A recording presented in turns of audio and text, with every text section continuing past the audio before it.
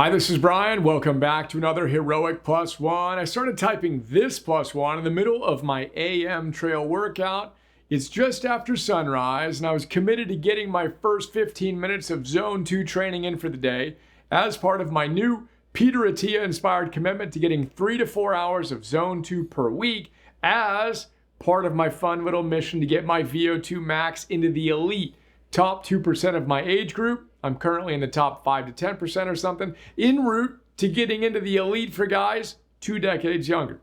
Now, when I go for a sunrise trail walk, I tend to be the first one in the family out on the trail that day, which means I tend to be the one who walks through the spider webs the ever diligent spiders weave overnight. And if you've ever walked through a spider web, you know how it feels to get it all over your face and arms and head and all that. So, I just walked through my first spider web of the morning, and as I did so, I thought of something I read yesterday. And that's what we're going to focus on today.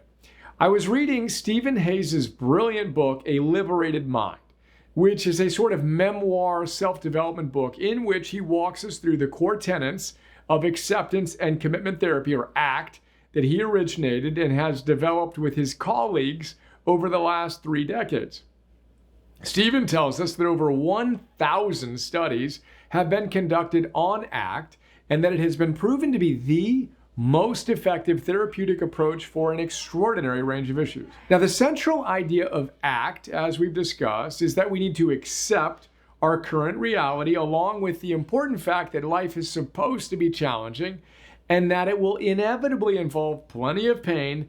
Then we need to commit to living a life in integrity with our values, or what we'd call our virtues. That's acceptance and commitment therapy.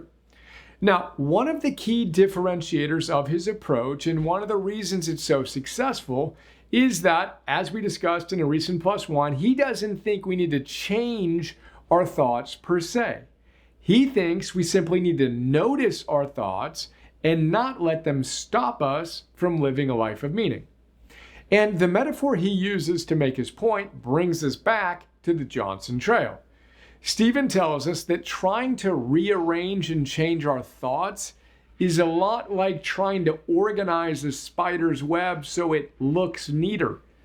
To state the obvious, all that's going to happen when you try to optimize a spider web is that you're going to get your fingers all sticky and you'll get entangled with the web, right? Well, Stephen says that's the same thing that happens with our thoughts. The more we try to control and change them, the more entangled we get in them. The antidote? Just notice them. Then get on with your life. We'll talk about one of the ways I've been practicing that in the next plus one. For now, the next time you find yourself trapped in your own thinking, remember the spider web and just notice your thoughts and how sticky they can be. Then think of one virtue that's important to you and think about how you can embody that virtue just a little more in that moment. Then let the thought go and go do something that would be the demonstration of that virtue. Repeat every time the opportunity arises, all day, every day, especially today.